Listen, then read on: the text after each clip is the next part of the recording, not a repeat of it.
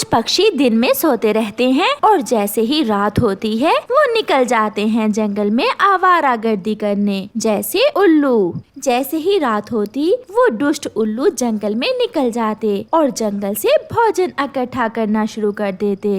इस पेड़ से सारे फल तोड़ लेते हैं और अपनी गुफा में जमा कर लेते हैं। और मैं चावल के दाने भी गुफा में छोड़ आया हूँ। शाबाश छोटे, अगर ऐसे ही हम रात को भोजन जमा करते रहे तो वो दिन दूर नहीं जब दूसरे सारे पक्षी भूख के कारण ये जंगल छोड़कर चले जाएंगे और फिर हम अकेले ही इस जंगल में राज करेंगे। राज हो। फिर वो दोनों उल्लू उस पेड़ से फल तोड़ना शुरू करते हैं। सुबह हो जाती है। रात के जाते ही उल्लू अपनी गुफा में जाकर सो जाते हैं।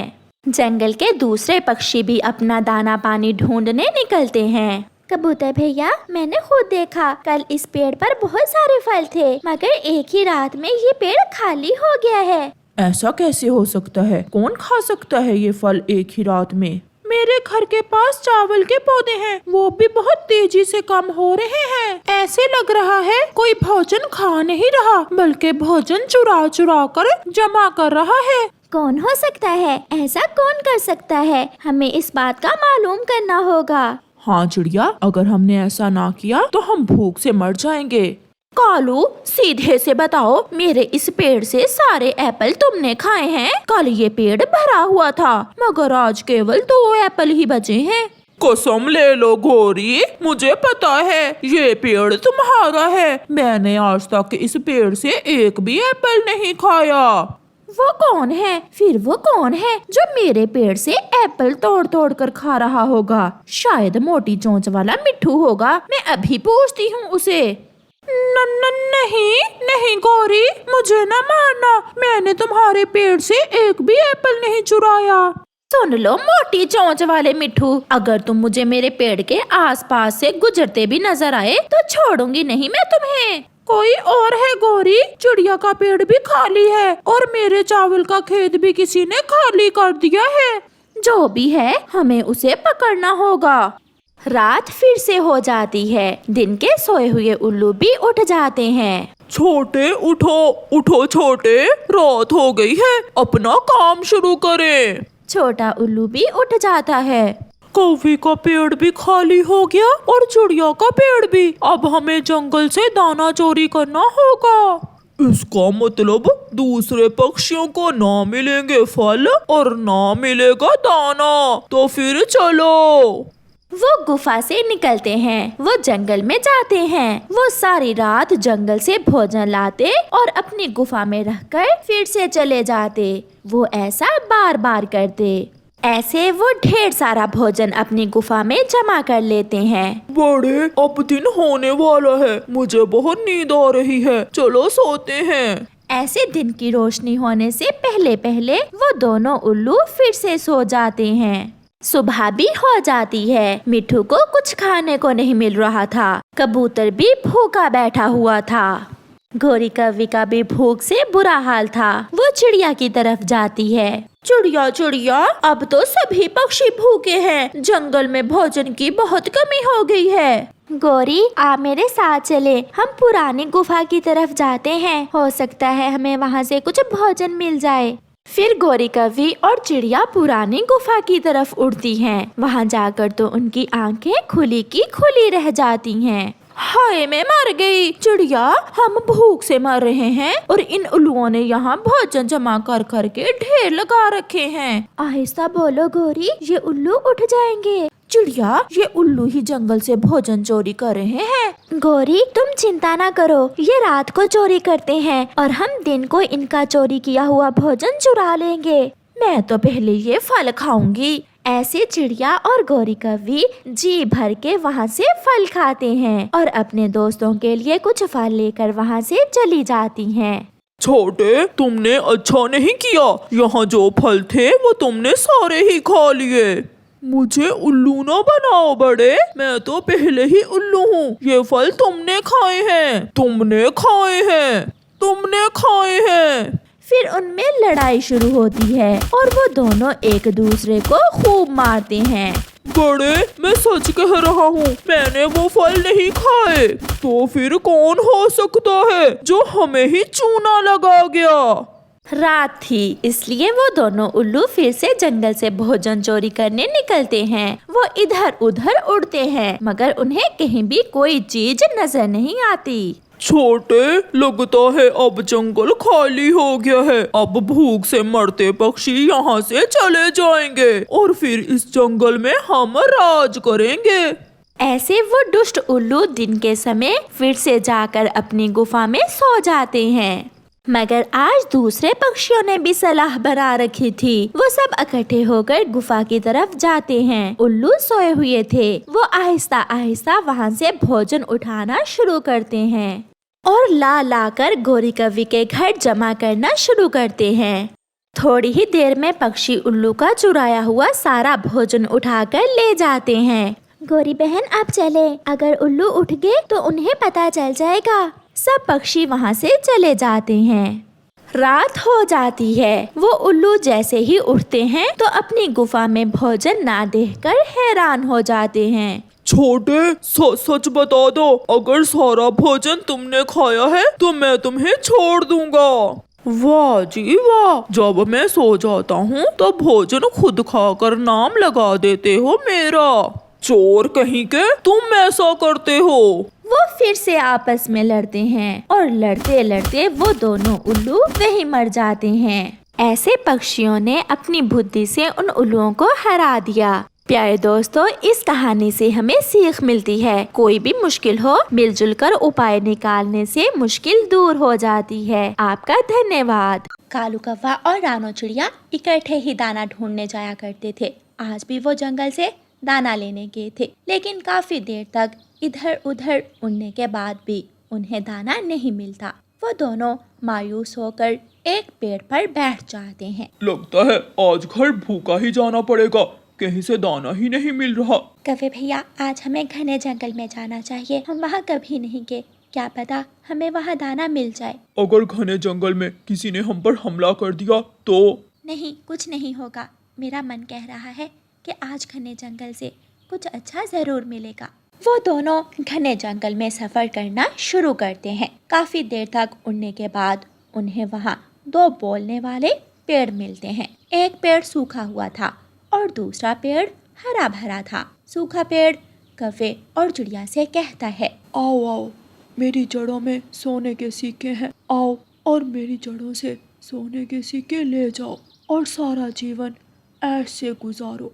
नहीं नहीं, ये सूखा पेड़ तो झूठ बोल रहा है। तुम दोनों मेरी जड़ों को खोदो, मेरी जड़ों में सोने के सिक्के हैं। कौवे भैया, हम दोनों एक एक पेड़ ले लेते हैं और इनकी जड़ों से जो निकला वो उसका हुआ। कौवा सोचता है, ये सूखा पेड़ भला क्या ही सोने के सिक्के निकालेगा, लेकिन ये दूसरा हरा भरा पेड़, इसकी जड़ों में तो जरूर सोने के सिक्के होंगे। मैं ये हरा भरा पेड़ लूंगा और तुम्हारा सूखे वाला। ठीक है, हम बेलचा ले आते हैं। हाथों से मिट्टी खोदना मुश्किल होगा। दोनों वापस जाते हैं। कालू कौवा अपने घर से बेलचा ले आता है और चिड़िया तोते के पास जाकर उससे बेलचा मांग लाती है और वो दोनों फिर से पेड़ों के पास जाते हैं। पहले मैं खुदाई करता हूँ। कौवा मिट्टी खोदना शुरू करता है। थोड़ी देर बाद उसे पेड़ की जड़ों में 10 लोहे के सिक्के दिखाई देते हैं। कौवा खुश हो जाता है। अरे वाह, इन सिक्कों से मजेदार भोजन खरीद कर घर ले जाऊंगा। चिड़िया, अब तुम अपना पेड़ खोदो। कौवे को लगा कि सूखे पेड़ में तो कुछ नहीं होगा। फिर वो चिड़िया का मजाक उड़ाने लगा। लेकिन जब चिड़िया सूखा पेड़ खोदती है तो उसमें एक सोने का सिक्का निकलता है। कालू भैया, ये देखो, सोने का सिक्का मुझे मिला। कौवा तो तभी जल जाता है। वो मुझे याद आया, मैंने तो गलती से हरा भरा पेड़ कह दिया था। मैंने तो सूखा पेड़ लेना था। लो, ये सिक्का मुझे दो। क्यों? ये सिक्का मैंने निकाला है। चुपचाप दे दो, वरना तुमसे छीन कर ले जाऊंगा। रानो चिड़िया डरते हुए अपना सोने का सिक्का कालू कौवे को दे देती है और कालू कौवा लोहे के सिक्के चिड़िया को दे देता है। दोनों अपने अपने सिक्के पोटली में रख लेते हैं और वो दोनों वहाँ से उड़ जाते हैं। रास्ते में एक कबूतर बैठा रो रहा था। कबूतर कौवे को देखकर उसे बुलाता है। कौवा कबूतर के पास जाता है। कालू, मेरे पाँव में कांटा चुभ गया है, बहुत दर्द हो रहा है, प्लीज तुम जाकर वैद्य जी से मुझे जड़ी बूटी ला दो। वैद्य जी ने कौन सा मुफ्त में जड़ी बूटी दे देनी है, लाओ पैसे दो। मेरे पास अभी पैसे नहीं है, तुम बाद में ले लेना। फिर तुम्हारे पैर से कांटा भी बाद में ही निकलेगा। मैं अपना सोने का सिक्का तुम्हारे पाँव का दर्द दूर करने पर जाया नहीं करूँगा। ऐसे कहकर कौवा वहाँ से उड़ जाता है। कुछ ही देर में रानो चिड़िया वहाँ से गुजरती है। कबूतर को रोता हुआ देखकर रानो चिड़िया कबूतर के पास आती है। कबूतर भैया, आप रोए मत, मैं अभी जाती हूँ और आपके लिए जड़ी बूटी लेकर आती हूँ। फिर रानो चिड़िया जल्दी से उड़ती है और वैद्य जी के पास जाती है। रानो चिड़िया अपने सिक्कों के बदले वैद्य जी से जड़ी बूटी लेती है और जाकर कबूतर के पाँव पर बांध देती है। धन्यवाद चिड़िया रानी, आज अगर तुम ना आती तो मैं दर्द से ही मर जाता। कबूतर भाई, अगर हम पक्षी ही एक दूसरे की मदद नहीं करेंगे तो फिर और कौन करेगा। रानो चिड़िया ऐसे कहकर वहाँ से उड़ती है। कालू कौवा जा रहा था कि उसे रास्ते में बूढ़ी फाख्ता आवाज देती है। कौवे बेटा, मुझे कुछ खाने को ला दो, कब से भूखी हूँ। लाओ पैसे निकालो। मेरे पास पैसे होते तो मैं खुद ही जाकर खा लेती। मैं तो तुम्हें एक फूटी कौड़ी भी नहीं दूंगा, मेरे पास सिर्फ एक सोने का सिक्का है। इस एक सिक्के से तुम सब पक्षियों को खाना खिला सकते हो। क्यों जी, मैंने ये सिक्का मेहनत से कमाया है, तुम तो वैसे भी बूढ़ी हो, मर जाओगी तो कोई खास फर्क नहीं पड़ेगा। ऐसे कहकर कौवा वहाँ से उड़ता है। बूढ़ी फाख्ता रोने लग जाती है। थोड़ी देर बाद वहाँ से चिड़िया गुजरती है। वो बूढ़ी फाख्ता को रोते देखकर वहाँ आती है। क्या हुआ बूढ़ी माँ जी, आप रो क्यों रही हो। बूढ़ी फाख्ता रानो चिड़िया को सारी बात बताती है। आप चिंता मत करें, मेरे पास पैसे हैं, मैं अभी जाती हूँ और आपके लिए भोजन लेकर आती हूँ। रानो चिड़िया वहाँ से उड़ती है। वो एक ढाबे पर जाती है और बूढ़ी माँ के लिए भोजन पैक करवाती है और वापस आकर बूढ़ी फाख्ता को देती है। शुक्रिया बेटी, तुम बहुत अच्छी हो, तुमने मुझ बेचारी के साथ अच्छा किया, ऊपर वाला तुम्हारे साथ भी बहुत अच्छा करेगा। फिर रानो चिड़िया वहाँ से उड़ जाती है। बुलबुल अपना घर बना रही थी। कालू कौवा वहाँ से गुजरता है तो बुलबुल कालू कौवे को आवाज लगाती है। कालू भाई, मैं घर तो बनाने लग गई हूँ, लेकिन लकड़ियाँ कम हैं। मैंने अपने सारे पैसों की लकड़ियाँ खरीद ली हैं।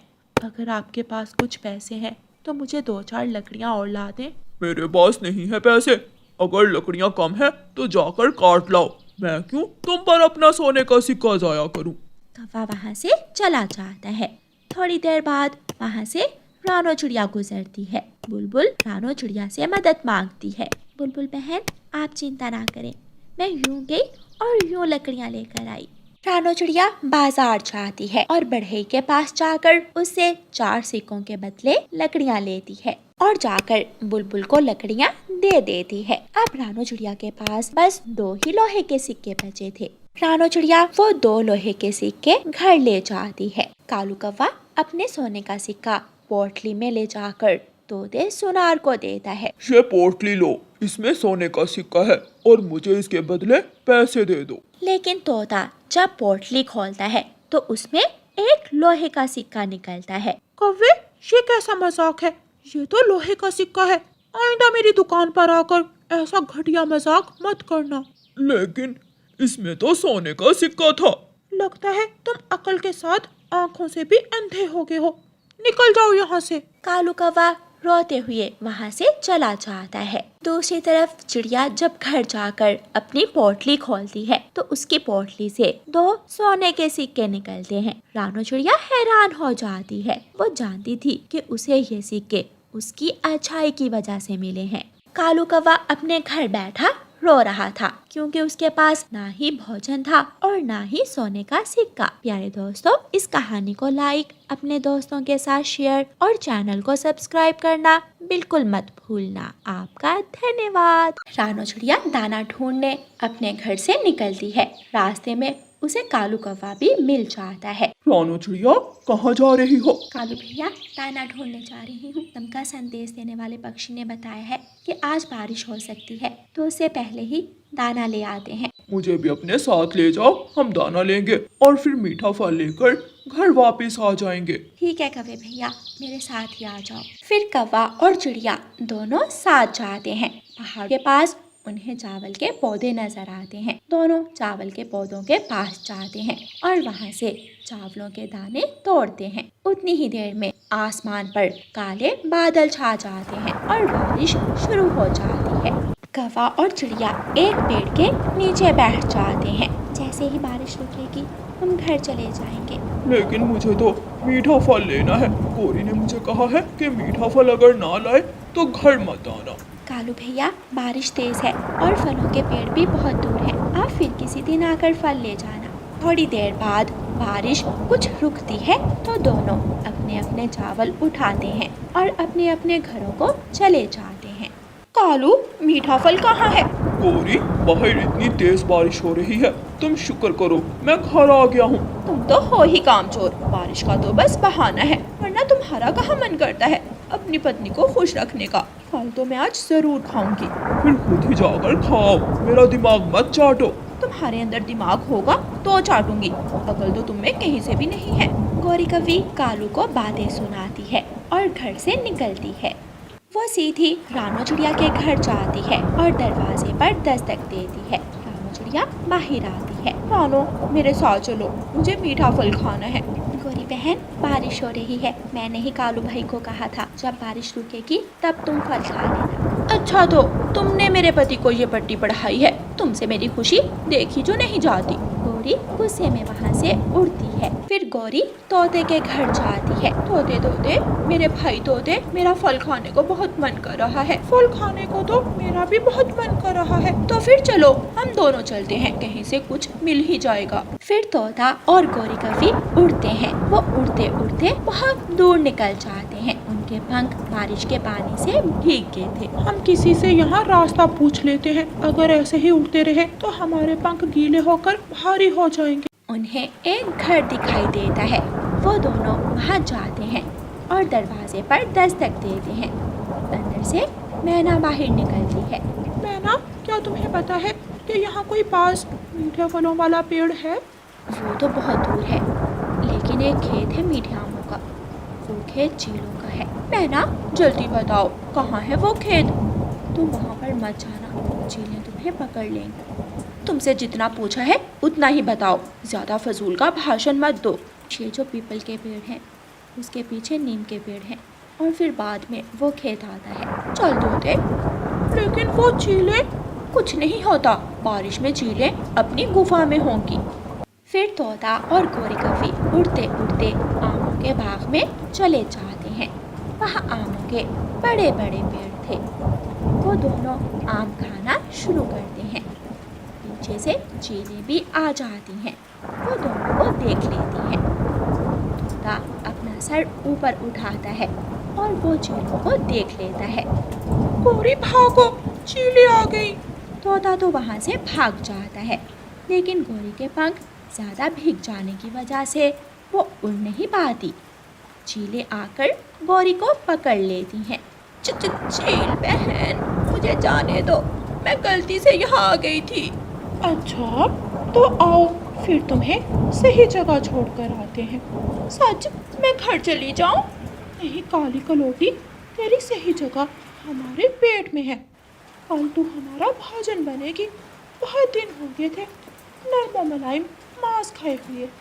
चीलें गौरी कवि को रस्सियों से बांध देती हैं और अपने साथ गुफा में ले जाती हैं। छोटी, तुम ऐसे करो, जाकर मिर्च मसाले ले आओ और मैं टमाटर और हरी मिर्ची ले आती हूँ। कल इस कवि का मांस पका कर खाएंगे। गौरी बहुत रोती है। प्लीज मुझे एक बार छोड़ दो, अब मैं कभी यहाँ नहीं आऊंगी। वो गंदी चोंच वाला मुझे छोड़कर भाग गया और मैं यहाँ मर जाऊंगी। दूसरी तरफ तोता जल्दी से उड़ता हुआ रानो चिड़िया के घर जाता है। रानो चिड़िया जल्दी बाहर आओ। क्या हुआ तोते भैया? गौरी को चीलों ने पकड़ लिया है, जल्दी चलो उसे जाकर बचाते हैं। क्या कालू भाई को पता है? नहीं, उसे अभी नहीं बताया। पहले उसे जाकर बताते हैं और फिर कबूतर को भी साथ ले जाते हैं। अकेले तो हम गौरी को नहीं बचा सकते। फिर चिड़िया और तोता कौवे के घर जाते हैं और उसे सब बताते हैं। अच्छा ही हुआ, एक बार उसे सबक तो मिले। मेरी तो जान छूट गई उस गौरी से। कालू भैया शर्म करो, वो जैसी भी है तो तुम्हारी पत्नी ही। चलो जल्दी उठो, अभी जाकर कबूतर को भी बताना है। वो सब वहाँ से डंडे लेकर उड़ते हैं और रास्ते में कबूतर को भी अपने साथ मिला लेते हैं और गुफा की तरफ चले जाते हैं। गुफा में दो बड़ी बड़ी चीलें थी। गुफा में तो दो चीलें हैं, इन दोनों चीलों को इकट्ठा मारना बहुत मुश्किल है। हम ऐसा करते हैं कि एक एक चील को बाहर लाते हैं और सब एक चील पर हमला करेंगे। इस तरह हम सबको ठिकाने लगा देंगे। हाँ ये ठीक है, मैं जाती हूँ। फिर रानो चिड़िया गुफा के अंदर जाती है। चिड़िया, तुम यहाँ क्यों आई हो? जल्दी भाग जाओ वरना तुम भी हमारा भोजन बनोगी। चील बहन, मैं तो आपको कुछ बताने आई हूँ। वो जो आपका आम का पेड़ है जिसे बहुत मुश्किलों से आपने बड़ा किया है, उस पेड़ पर इस गौरी का पति कालू जाकर आम खा रहा है। आप अकेले ही आ जाएं। आप जितनी ताकतवर हैं उसको पकड़ना तो बहुत ही आसान है आपके लिए। चील अपनी तारीफ सुनकर अकेले ही रानो चिड़िया के साथ चली जाती है।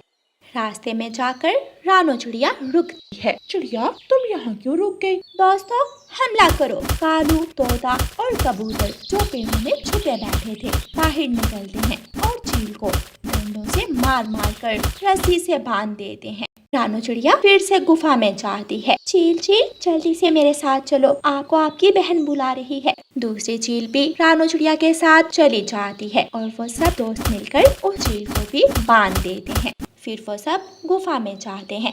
तोता अपनी तेज चोंच से गौरी की रस्सी को काट देता है। मुझे तुम सब ने बचा लिया, वरना मैं तो आज उन चीलों के पेट में होती। मैंने तो कहा था कि थोड़ी देर बाद जाते हैं। जितना तुम दूसरों को परेशान करती हो, आज थोड़ा खुद भी हो। लेकिन रानो चिड़िया, जिससे तुम लड़ती रहती हो, वही तुम्हें बचाने में सबसे आगे थी। रानो चिड़िया, मुझे माफ कर दो। मैं आइंदा तुमसे कभी नहीं लड़ाई करूंगी, तुम्हारा हर कहना मानूंगी। अच्छा ठीक है, माफ किया। अब जल्दी यहाँ से निकलो, ये ना हो कि कोई और चिल्लाकर फिर से हमें पकड़ ले। फिर वो सब गुफा से निकलते हैं और अपने अपने घरों की तरफ चले जाते हैं। प्यारे तो इस कहानी को लाइक, अपने दोस्तों के साथ शेयर और चैनल को सब्सक्राइब करना बिल्कुल मत भूलना। आपका धन्यवाद।